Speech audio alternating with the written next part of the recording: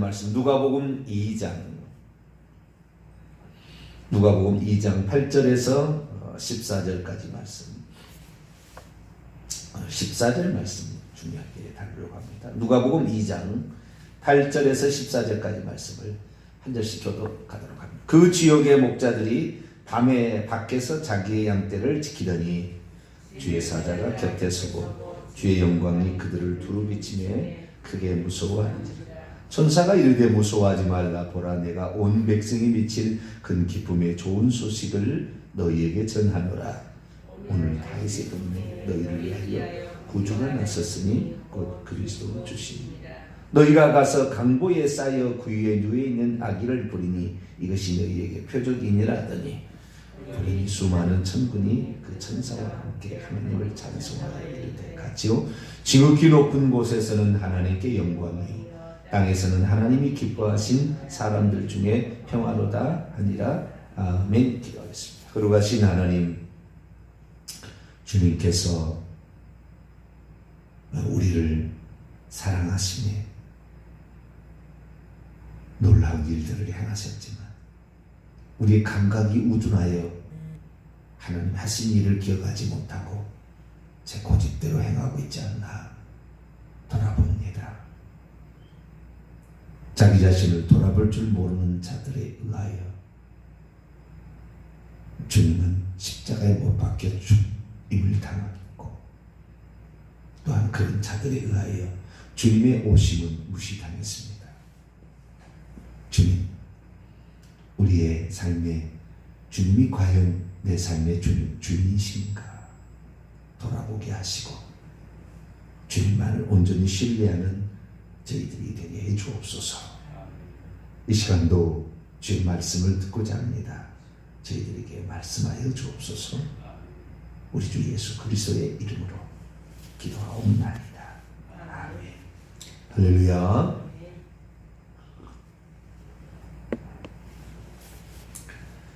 예수 그리스도께서 오셨을 때에 주의 천사 한 명이죠.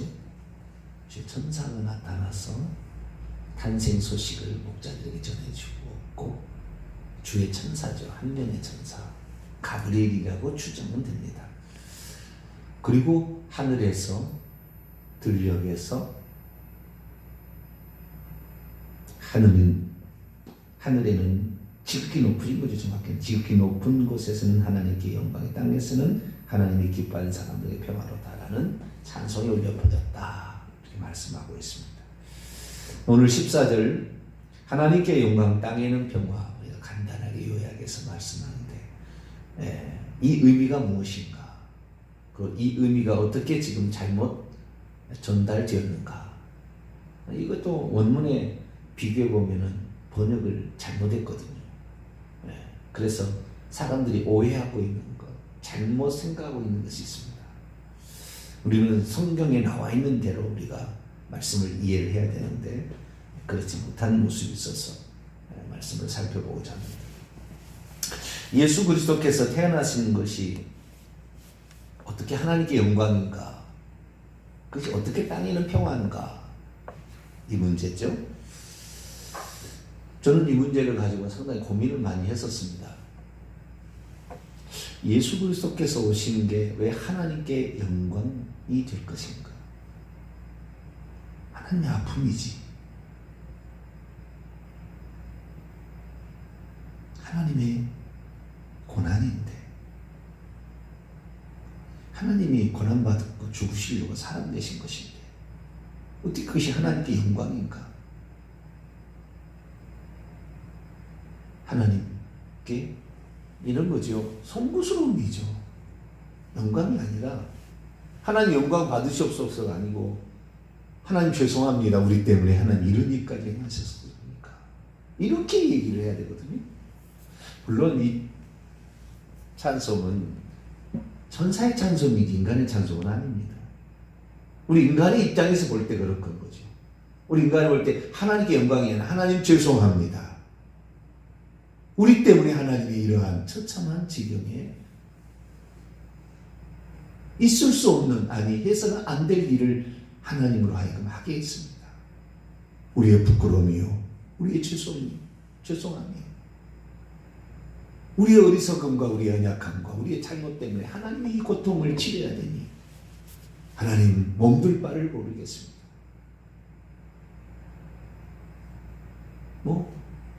옛날 말로 마음 극하옵나이다. 그렇게 해야지. 무슨 하나님께 영광이라는 것은 빛난다는 것이고 어떤 그 영예를 그분께 돌려드린다는 거잖아요. 영예가 아니라 하나님의 아픔을 가져다 주는 일인데 어떻게 그게 하나님께 영광인가? 나는 고민이 많이 되었어요. 두 번째, 평화를 가져온다 했지만 예수 그리스도의 탄생으로 베들레헴 아기가 수십 명은 죽었을 거 아니에요? 2살 이하니까 100명은 아니더라도 마을이 당시에 1000에서 2000명 정도 살았을 거라고 추정합니다. 10명은 죽었을 것이다. 라마에서 크게 고통하는 소리가 들려서 장자와 독자를 위해 애국하듯 하리라. 평화를 가져온 게 아니라 고통과 아픔을 가져왔는데 왜 땅에서는 또 평화인가?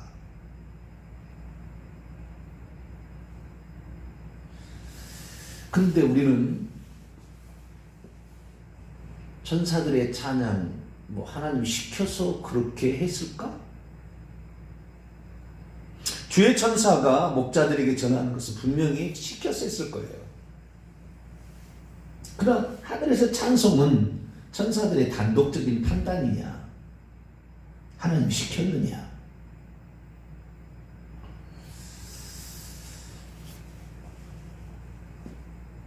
당신이 영광을 받으시려고 뭘 찬송을 할 것인가까지 다 천사들에게 지시를 해가지고 천사가 찬양했을 거다?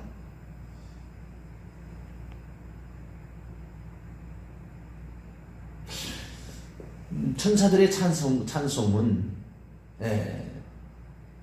거짓은 없겠죠. 거짓말은 아닐 거라는 거죠. 그런데 사실은 우리가 하나님이 사람 되신 것 앞에 우리는 송구스러움과 죄송스러움과 부끄러움을 느끼는 거죠. 그래서 이 문제를 어떻게 해결할 것인가요? 상당한 고민을 많이 했습니다. 최근 들어와서 이 문제가 풀렸습니다. 왜 하나님께 영광이 되었는가? 그리고 사람에게는 평화가 되었는가? 첫째, 하나님께 영광이 되었다는 그 문제를 살펴보도록 하겠습니다. 성경에서 영광이라는 단어, 영광은 빛남이에요. 영예를 안겨드리는 것, 그걸 높여드릴 때 영광이라는 표현을 씁니다. 그러면 하나님께 그 영광이라는 것을 하나님께서는 어떤 때 썼는가? 이것을 조사해 보니까 답이 나와요. 예수님께서 이 말을 엄청 많이 썼어요. 예수님께서 이 말씀을 엄청 많이 썼고요. 또한 이 예수 그리스도께서 직접 하신 말도 많고 예수 그리스도께서 하신 일을 지켜보던 사도 요한이 이 영광이라는 말을 많이 이렇게 썼습니다. 그래서 이것을 영광이라고 하는구나 라는 것을 깨닫고 나니까 하나님께 영광이었구나 그렇게 받아들일 수가 있게 된 것이죠. 사도 요한이 이 영광이라는 단어를 쓴 것은 요한복음 1장 14절입니다. 말씀이 육신이 되어 우리 가운데 거하심에 우리가 그분의 영광을 보니 아버지의 독생자의 영광이요 은혜와 진리가 충만하더라. 사도 요한이 서술이죠. 말씀이 육신이 되셨다. 예수 그리스도의 성육신은 아버지의 독생자의 그 영광이요. 우리가 그분의 영광, 그것의 영광일까요? 여기 그는 참, 이 요한복음 1장이 그는 말씀을 받는 것 같은데 인격체를 받는 것처럼 계속 나오기 때문에 항상 지금도 신학자들이 요한복음 1장 2절에 그가 태초에 계셨고 그가 태초에 하나님과 계셨고, 그는 누구냐? 예수님이냐? 말씀이냐? 예수님이라고 아직 안 나왔거든요. 안 나왔는데 그라는 말을 받았는데, 앞에에 명사가 있어야 대명사로 받는 것이지, 앞에 나오지 않는 것을 그라고 받을 수는 없지 않겠느냐. 그러나 말씀은 인격이라는 게 아닌데 어떻게 그것을 이게 그가 인격체처럼 표현이 되는 것을 어떻게 할 거냐. 그래서 말씀은 예수 그리스도의 성육신 전의 단계다. 이제 그런 식으로 이제 해석을 해 나갑니다. 어떤 것도 온전한 것 같지는 않아요. 그러나 분명한 사실은 앞에 나오지도 않는 것을 대명사로 받을 수는 없다. 여기도 지금까지도 뭐 계속해서, 근데 참 특이한 것은 이 1장 1절부터 뭐 9절까지는 말씀이라고, 글을 말씀이라고 이렇게 말해도 뭐 그렇게 차이가 나죠. 근데 10절부터는 그분은 예수님일 것 같다는 느낌이 또 들어요. 그가 세상에 계셨으며 세상은 그로 말미암아 지은 바 되었어요. 여기에 그는 꼭 그분이나 그것도 되는 거예요. 그 앞에 있는 대명사를 받아서. 세상이 그를 알지 못하였으나 자기 땅에 오매 자기 백성이 영접지 아니하였으나, 자기 땅에 오매 자기 백성이 영접지 아니하였다는 것은 예수님을 지칭하는 거잖아요. 해설을 보게 되면. 그래서 참 이게 해석이 애매합니다.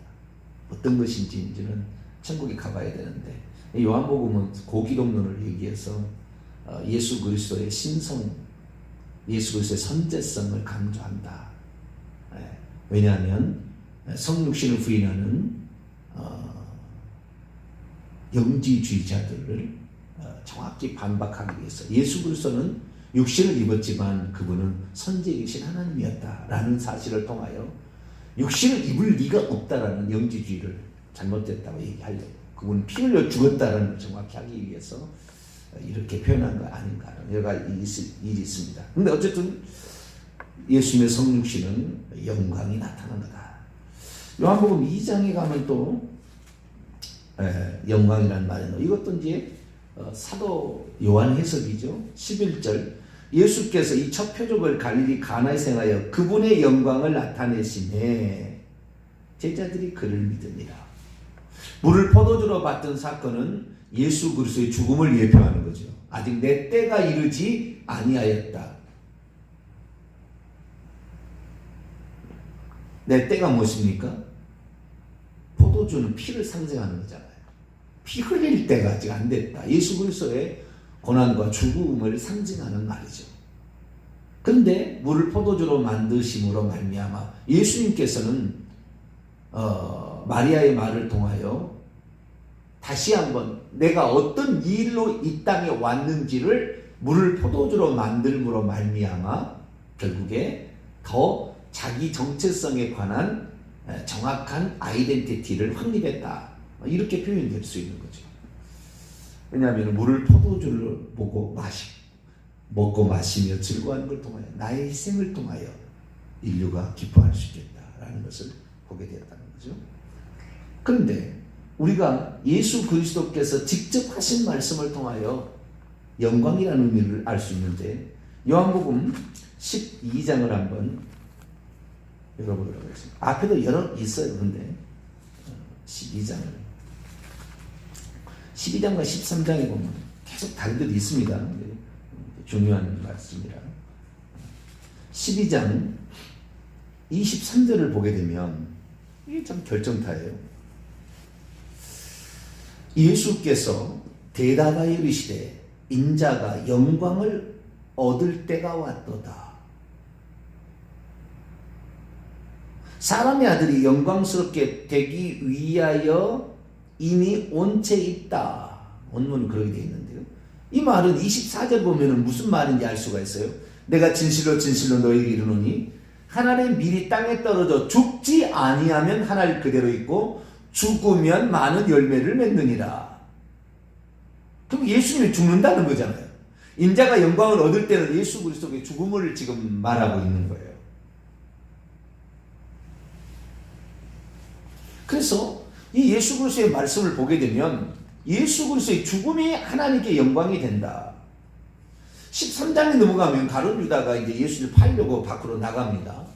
팔려고 죽이려고 하는 이제 작당을 하고 이제 팔려고 나갈 때, 그때 31절 요한복음 13장 31절 32절 보면, 그가 나간 후에 가룟 유다가 나갔어요. 팔려고. 예수께서 이르시되 지금 인자가 영광을 받았고 하나님도 인자로 말미암아 영광을 받으셨다. 예수님도 영광을 받았고 아버지도 영광을 받았다. 만일 하나님이 그분 안에서 영광을 받으셨으면 하나님도 자기로 말미암아 그에게 영광을 주시리니 곧 주시리라. 자, 이 31절에는 예수 그리스도의 그 죽음이 이제는 확실해질 수 있도록 어떤 사람이 그 일을 지금 추진하고 있는데, 이것이 하나님께 지금 영광이 되었다는 것이고, 32절 말씀 보면은 또 영광을 나타나게 될 텐데, 이분의 부활을 또 이제 상징하는 거죠. 부활을. 요한복음 11장을 열어보면 부활도 영광이라고 나와요. 요한복음 11장 4절에 보면 나사로가 죽었는데, 나사로의 그 병들었다는 얘기를 듣고 주님이 하신 말씀이, 이 병은 죽을 병이 아니라 하나님의 영광을 위하며 하나님의 아들이 이로 말미암아 영광을 받으시게 합니다. 죽은 자의 부활을 통하여 하나님의 영광을 받으신다. 이것은 이 나사로의 부활은 당신의 부활을 미리, 죽고 부활하는 것을 미리 보여준 거거든요. 네. 그래서 나사로의 죽음은 그냥 죽음이 아니라 죽었지만 인자가 반드시 살아난다. 그걸 봐라. 죽음으로 끝난 게 아니야. 라는 말을 지금 하고 싶었던 거죠, 주님이. 요한복음 7장에 보게 되면 39절을 보면 예수 그리스도께서 부활하셔서 성령을 이 땅에 보내주시는 것도 결국에 영광이다라는 거죠. 누구든지 목마르거든 내게로 와서 마시라. 나를 믿는 자는 성경에 이미 기록된 것처럼 그 배에서 생수의 강이 흘러나오리라 했는데, 뭐 이건 예수께서 말씀이죠. 그런데 그를 믿는 자에 받을 성령을 가리켜 말씀하신 거예요. 예수께서 아직 영광을 받지 않으셨으므로, 죽고 부활하지 아직 아니하셨으므로 성령이 아직 그들에게 계시지 않아요. 죽고 부활하셔야 성령이 오시는 거잖아요. 결국에 이 예수 그리스도께서 영광이라는 단어 썼을 때 또 아버지도 영광을 받고 인자도 영광을 받는다. 한 구절만 더 보죠. 요한복음 17장 1절. 또 다른 데도 많이 있어요. 근데 지금 제가 중요한 부분만 하는 겁니다. 요한복음 17장 1절. 예수님께서 이제 마지막 겟세마네 동산에 가기 전에 마지막 마가다락방에서 기도하는 그런 내용인데요. 예수께서 눈을 들어 하늘을 우러러 말씀하십니다. 아버지여, 때가 이르렀사오니 아들을 영화롭게 하사 아들로 아버지를 영화롭게 하게 하고. 죽음이라는 거잖아요. 이건 나를 이제 죽어서 아버지 영광을 드러내게 달라. 결국에 천사들의 노래, 지극히 높은 곳에서는 하나님께 영광이요 라는 말은 다른 게 아니에요. 하나님은 어떤 때 영광을 받으시는 것인가를 정확하게 천사들이 노래하고 있어요. 그것은 아버지 하나님의 만세전에 세우신 계획과 뜻과 의도와 목적이 성취될 때 그것을 영광이라고 표현합니다. 그냥 하나님의 영광을 받으시는 것은, 하나님 영광을 받으시는 것은 우리가 생각할 때는 좋은 것만, 영예스러운 것만, 이런 것만 영광이 아니라, 하나님은 하나님의 생각이 그렇다는 거예요. 하나님께서는 당신의 뜻이 실현되올 때에 당신의 계획이 만세전에 가졌던 그 계획들이 실행되어지는 것을 보게 될 때에 영광을 받으신다 라는 것을 알 수가 있어요. 예수 그리스도의 성육신은 만세전부터 계획이 되어 있다는 거예요. 예수 그리스도의 죽음과 예수 그리스도의 부활이 만세전부터 계획되어, 인간을 위한 하나님의 계획이 있는데 그 하나님의 계획이 성취될 때에 결국에 하나님은 그것을 영광이라고 생각한다, 이런 거죠.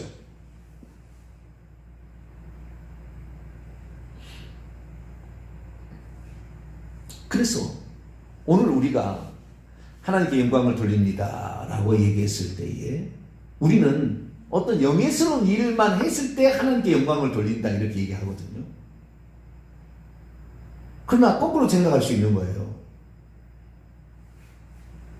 내가 하나님의 뜻과 하나님의 생각을 이해하지 못하다가 완전히 교만에 빠졌어요. 지가 무슨 잘난 것처럼 착각을 해가지고 막 기어 올라와요. 어느 날 하나님 앞에 섰더니 내가 이렇게 하나님 앞에 거만하고 잘못했구나. 나는 하나님의 미랄로 썩어져서 이렇게 희생해야 될 사람이었는데 내가 높아지려고 내가 이 잘못된 길을 가고 있구나 라고 깨달았을 때는 그것도 하나님의 영광이라는 거죠. 내가 처참히 묵살되고 내가 처참히 망가진 것도 하나님의 영광이에요. 왜? 그래야만이 하나님을 알 수가 있거든. 직분을 올라가려면은 직분이 올라갈수록 이 철저한 이게 없으면 안 돼요. 근데 우리 교회도 장로가 나오고 그럴 텐데요. 철저한 하나님 앞에서 자신의 부서짐, 낮아짐, 섬기라는 그런 자세가 없다고 한다면 하나님 영광이 아니라 하나님 영광을 먹지 않는 거예요. 대한민국의 거의 모든 교회들이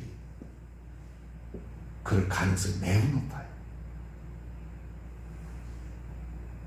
장로들 천국 가기가 하늘의 별 따기. 목사들만 그런 게 아니에요.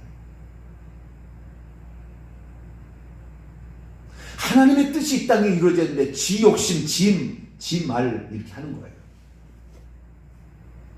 제가 비록 세상 돌아가는 이야기 예와 쓰지 않지만 저는 하나님에 있어서는 분명합니다.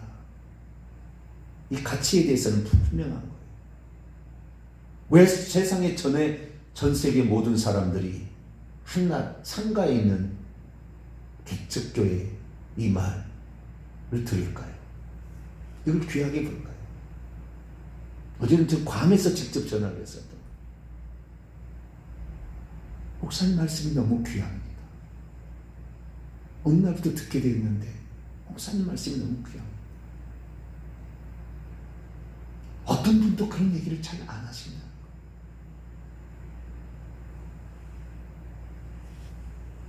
제가 비록 아무것도 아니고 그러지만 그 하나님께서 생각하고 의도하고 있는 것을 말해낼 수 있고 이것을 분명하게 제시할 수 있는 목회자, 성도 눈치 보이라고 못하는 거죠.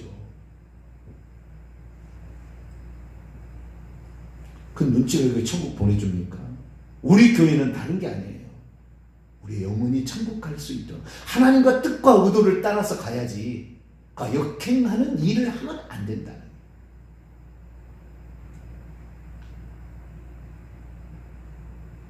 그것은 하나님께 영광이 아니요 하나님에게 먹칠을 하는 10계명의 3계명은 어기는 거예요.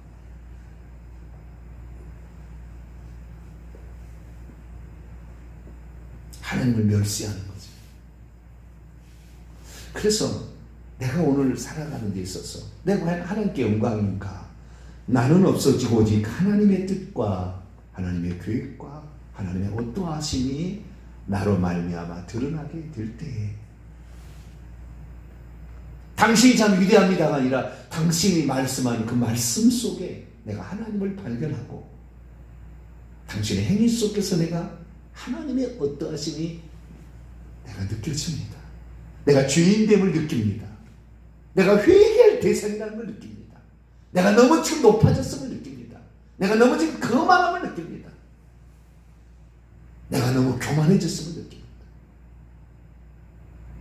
예수님 하늘의 미랄이 땅에 떨어져 죽지 않으면 하늘 그대로 있고 죽으면 많은 열매를 맺는 당신만 그 영광을 가지고 있는 놀라우신 분이고 영광을 받으셔야 될 분인데도 불구하고 당신을 기꺼이 하늘의 미랄로 썩어진 미랄로 자기를 내어주심으로 아버지의 영광을 드러내서 그래서 하나님의 이름이 영광스럽게 되도록 자신의 삶을 비워버리시고 내려놓으시고 희생하신 그런 삶, 그런 삶이 되어질 때 그것을 하나님의 영광이라고 했다라는 거죠. 그러니까 지극히 높은 하나님께 영광이에요. 하나님이 지금 이렇게 낮고 천한 인간의 육신의 몸을 입고 이 땅에 오셨으나 이것이 인류의 구원, 하나님이 하고자 하는 계획이 지금 실행되고 있기 때문에 이처럼 영광스러운 게 어디냐. 우리가 봤을 때는 하나님의 아픔이요, 하나님의 고통이요, 하나님의 고난이요, 하나님의 너무나 낮아지심이지만 이런 것들이 결국에 아버지께는, 하나님께는 지극히 높은 게 하나님께 영광이에요. 왜? 하나님의 뜻이 지금 실행되고 있잖아요. 그래서 내 삶에도 하나님의 뜻이 실행되고 있는 것인가? 나는 과연 죄인이라는 것을 분명히 깨닫고 오직 예수 그리스도 그분으로 말미암아 나는 지금 구원을 받는다라는 분명한 생각을 갖고 있는 것인가? 우리의 믿음의 고백이 없이는 하나님께서 우리를 구원하려면 안 되잖아요. 우리가 회개치 않으면 안 되잖아요. 우리가 스스로 그것을 판단해서 내가 죄인이었구나. 내가 아직도 깨어지는 부분이 많구나. 내가 아직도 주님의 발자취를 밟아야 될 그분의 발에 때맞지도 못한 그런 존재구나. 이런 것이 결국에 우리에게 삶에 나타나게 될 때, 그리고 섬김으로 높이 그 자리를 감당할 때, 이게 하나님께 영광인 거죠. 할렐루야. 이것인 거예요. 그래서 그냥 예수 그리스도의 탄생, 제가 처음에 그랬잖아요. 하나님의 아픔인데, 그것은 하나님의 고통인데, 전능자가, 창조주가 피조물이 되어서 스스로 제안해서, 지난 설탕제도 얘기했습니다만, 태어날 때 천사가 베들레헴의 마구간에서 찬송을 못했어요. 그 알려졌다는 아이가 죽을 수 있으니까. 그래서 들녘에 몇 사람 듣는다고 복잡하게 은밀하게 할 수밖에 없었어요. 왜? 산모 죽어버리면 어린아이도 다 죽잖아요. 그 죽으면 안 되니까, 위험하니까. 하나님의 아기로 올 때 얼마나 위험한 것입니까? 그런데도 하나님은 그 일을 하셨는데, 천사들은 분명히 이건 하나님의 뜻이 실현되고 있으니까 하나님께 영광이다. 우리들도 하나님이 그렇게 스스로 낮추신 것이 하나님께 영광이었거든요. 우리는 얼마나 낮추고 있냐는 거죠. 얼마나 희생하고 있고, 얼마나 섬기고 있고, 얼마나 변함없이 그 뜻을 이루는데 마음이 흔들리지 아니하고 이래지리 하지 아니하고 항상 그 마음으로 갈 수 있는가. 이걸 비교해 봤을 때 우리가 정말 하나님께 영광을 돌리기 위해서는 하나님의 뜻이 이 땅 위에 실행될 때, 조금 더 들어가면 하나님의 뜻이 내 안에서 나를 통해 실행되고 있을 때, 그것이 하나님께 영광이다. 그래서 비록 영화롭지 않고 상 받을 만한 짓을 안 했어도 내 스스로가 정말 예수 그리스도의 그분의 오심에 너무 송구스럽고 그걸 느끼며 내가 죄인임을 깨달으며 주님 감사합니다. 스스로 말이 나오고 있을 때, 이때 하나님께 영광이다. 그래서 하나님의 영광은 오늘도 우리의 삶 속에 계속 실현될 수 있다. 그런 영광을 돌리는 저희는 되시길 바라고, 인간에게 평화라는 말의 의미는 너무나 곡해되어 있는데, 그래서 오늘 저녁 예배 또 기도회 때까지 말씀 나누겠습니다. 기도하겠습니다. 거룩하신 하나님, 우리는 과연 하나님께 영광이라는 말을 쓸 수 있는 것인지, 내가 하는 행위를 돌아볼 때 과연 나는 하나님께 영광이 되게 하고 있는지, 주여 우리 자신을 다시 한번 돌아보며 내 안에서 하나님의 뜻이 이루어지고 내 생각 속에서 하나님의 뜻이 이루어지도록 살아가는 우리 모두가 되게 해주옵소서. 우리 주 예수 그리스도의 이름으로 기도하옵나이다. 아멘.